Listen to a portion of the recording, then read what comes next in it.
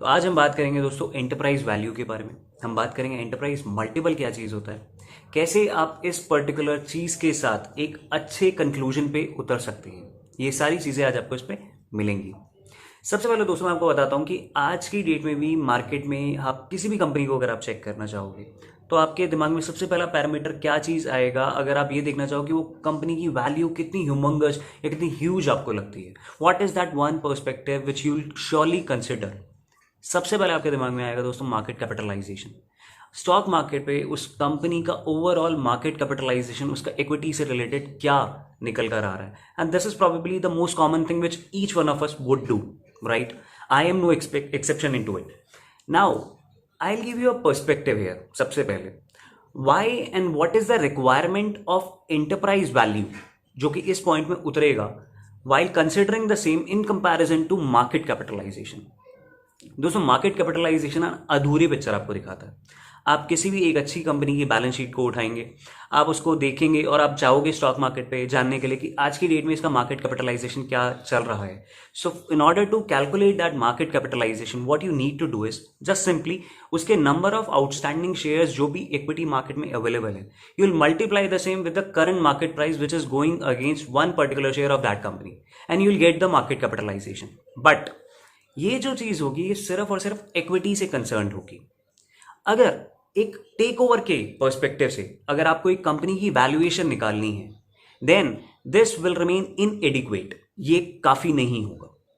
क्या जरूरी है, किन प्रोडक्ट्स को यहाँ पे किस सेगमेंट को ऐड करने की रिक्वायरमेंट है, अगर मैं मार्केट कैपिटलाइजेशन में ऐसी कौन सी और चीजें जिसे मैं ऐड करूं जिसकी वजह से अगर एक कंपनी को मैं खरीदना या मैं एक्वायर करने के लिए जाऊंगा तो this will give me a better clarity on that aspect. तो यहां पे दोस्तों आपको एंटरप्राइज वैल्यू अगर मेरे को कंप्यूट करनी है तो वो जो मार्केट कैपिटलाइजेशन इक्विटी का निकल कर आ रहा है इसमें मैं साथ में जितना भी उस कंपनी के ऊपर कर्जा है, चाहे वो शॉर्ट टर्म हो चाहे वो लॉन्ग टर्म हो, चाहे secured unsecured, every form of debt मैं उसके अंदर इंक्लूड कर दूंगा। अब ऐसा क्यों किया जाता है कि एक जब हम एंटरप्राइज वैल्यू निकालते हैं why it is suppose to be added debt का कंपोनेंट यहाँ पे, बिकॉज ये टेक ओवर के पर्सपेक्टिव से, एक एक्वायरर के पर्सपेक्टिव से यहाँ पे वैल्यूएशन निकाली जा रही है। तो जब भी वो एक्वायरर एक कंपनी को खरीदेगा तो क्या सिर्फ इक्विटी से रिलेटेड पोर्शन ही उसके खाते में आएगा? जी नहीं, इसमें वो डेट भी उसी को ही पे बैक करना है। तो डेट की जो भी वैल्यू है वो भी एज अ कॉस्ट उसे ट्रीट करनी पड़ेगी। और इसके अलावा जो तीसरी मोस्ट इंपॉर्टेंट चीज होती है जिसको आप इस वैल्यूएशन के मल्टीपल को निकालते समय एंटरप्राइज वैल्यू पे डालोगे वो होगा कैश एंड कैश इक्विवेलेंट्स।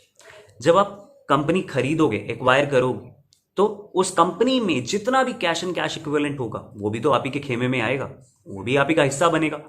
तो उस वाले कंसर्न को इसमें इफेक्ट देते हुए उस सारे के सारे कैश एंड कैश इक्विवेलेंट को हम माइनस कर देते हैं, बिकॉज अब वो पैसा आपका है। आपको ओवरऑल इक्विटी और डेट के पोर्शन में जो भी आएगा उसको नेट करने के लिए आप चाहो तो वो cash and cash equivalent minus कर दोगे and that is why it is minimised out of the total value. यही इसका रीजन है जो कि काफी लोग पूछते हैं कि sir cash and cash equivalent minus क्यों किया जाता है या डेट इंक्लूड क्यों किया जाता है। तो ये दोनों इसके पीछे के रीजंस थे। इनसे आप कंप्लीटली एंटरप्राइज वैल्यू निकाल सकते हो। लेकिन इसमें एक बात आती है दोस्तों, और वो ये कि अब जब मेरे पास एंटरप्राइज वैल्यू आ गया है, बट क्या ये चीज अधूरी नहीं है जब तक मेरे पास वैल्यूएशन की कंप्लीट मल्टीपल्स नहीं निकल कर आते? Absolutely it is. तो मैं इसके साथ में कौन से ऐसे दो वैल्यूएशन मल्टीपल्स को मिलाने के लिए कुछ डिनोमिनेटर या न्यूमरेटर में जोड़ूं जिसकी वजह से एक अच्छा मीनिंगफुल कंक्लूजन पे मैं उतर पाऊं।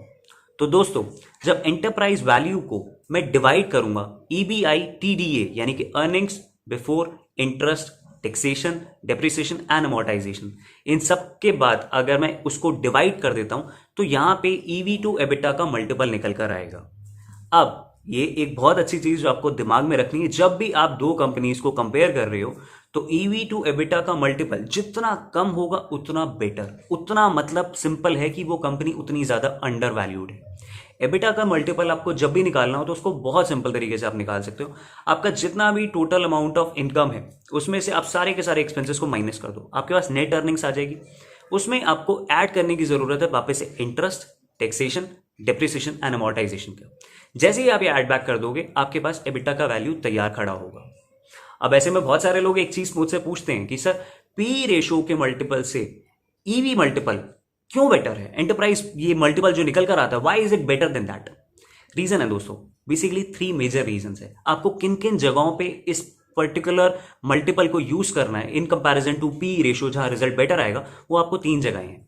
सबसे पहले, जब भी आप एक ऐसी कंपनी को कंपेयर कर रहे हैं जो बहुत ज्यादा अच्छे तरीके से लीवर्ड कंपनी, बहुत ज्यादा डेट है उसके ऊपर, तो यहां पे due to that financial leverage, अगर आप एक दूसरी कंपनी से इसको कंपेयर करोगे जहां पे बिल्कुल भी नहीं है, तो होगा उससे क्या कि पी रेशो जब आप एक कंपनी का निकालोगे जो कि हाईली लेवर्ड है, तो उसको ऑब्वियस ही बात है कि इंटरेस्ट अमाउंट काफी ज्यादा देना पड़ेगा, और क्योंकि उन्होंने लिवरेज ले भी रखी होगी, तो वो सारी की सारी कैपिटल एक्सपेंसेस करने के लिए ही उसके अंदर उसमें डिप्रिसिएशन भी जाएगा, अमोर्टाइजेशन भी अच्छा अमाउंट जाने वाला।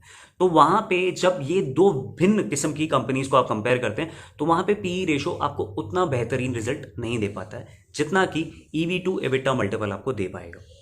दूसरी ओर, पहला तो आपको ये कंसर्न दिमाग में रखना है। दूसरा, आपको जब भी बात आएगी आपके इंटरेस्ट को लेके, तो भी आपका इंटरेस्ट एक्यूमुलेशन जिस कंपनी का बहुत ज्यादा रहेगा और जो बहुत ज्यादा कैपिटल इंटेंसिव है, तो कैपिटल इंटेंसिव कंपनीज में डेप्रिसिएशन का अमाउंट बहुत ज्यादा होता है, बहुत ह्यूज होता है। तो वहां पे अगर आप एबिटा का मल्टीपल लेके चलेंगे, तो उस वाले केस में अगर आप एक दूसरी कंपनी से कंपेयर करते हैं जहां पे एबिटा के लिए आपको डेप्रिसिएशन ना के बराबर मिल रहा है, तो वहां भी ये चीज अच्छी नहीं निकल कर आएगी। तो ऐसे वाले केस में what is suppose to be done, आप एबिटा की जगह पे जो मल्टीपल नीचे डिनोमिनेटर में रखेंगे वो एबिट का होगा रादर देन एबिटा। तो ईबीआई टी ये निकालना है आपको सिंपली, और उसके बाद आप दोनों कंपनीज को अच्छे से कंपेयर कर सकते हैं इन दोनों पैरामीटर्स में। इन इन जगहों पे आपको ये बात महसूस हो जाएगी कि आपके लिए पी रेशो से कई गुना बेहतर होगा अगर आप एंटरप्राइज वैल्यू के साथ में जाएं तो। ये था एक बहुत ही सिंपल सा आपको एक डिस्क्रिप्शन कि क्या एंटरप्राइज वैल्यू होता है। और ये किसी भी पोर्टल, आप कभी भी जब भी फंडामेंटल एनालिसिस की बात करेंगे दोस्तों, तो आपको हमेशा ये, चाहे मनी कंट्रोल देख लीजिए, टिकर देख लीजिए, या कोई भी अच्छी वेबसाइट देख लीजिए, आपको ये मल्टीपल जरूर मिलेगा ईवी टू एबिटा। जब भी आप उसके एनालिसिस वाला फंडामेंटल एनालिसिस का जहां पे कॉलम होता है, तो आप जरूर देखिएगा। अक्सर लोग इसे इग्नोर करके चले जाते हैं, लेकिन ये काफी एक अच्छा मल्टीपल है जहां की वजह से आप डिसाइड कर सकते हैं कि आपको किन दो कंपनीज में से कहां पे इन्वेस्ट बेहतर तरीके से करना चाहिए। सो सिर्फ P ratio is not the only factor which you should consider while investing. Fundamental analysis इससे कई गुना बेहतर और बहुत सारी डिफरेंट अप्रोचेस और रेशियोज के साथ भी हो सकता है। So do consider EV as in comparison to your P ratio as well. I hope कि ये वीडियो आपको अच्छा लगा हो, यहाँ से आपको एक अच्छी क्लैरिटी मिली हो। मुझे जरूर बताइएगा कि ये अच्छा लगा कि नहीं लगा, या किसी भी तरीके से। और ये जो मैंने एक सीरीज में एक जो ट्रांजिशन किया है in order to incorporate all these terminologies in order to make you understand the concept in a better way, ताकि आप अर्निंग पे ही नहीं सिर्फ लर्निंग पे भी फोकस करें साथ साथ। तो उसके बारे में मुझे जरूर बताइए।